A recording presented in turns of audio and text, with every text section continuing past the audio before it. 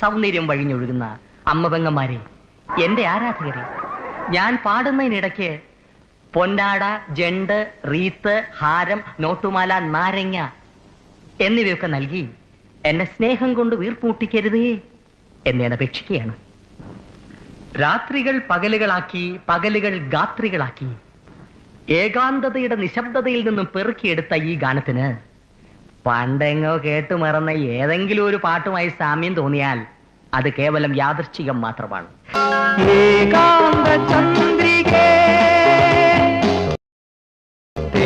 തേടുന്നതെന്തിനോ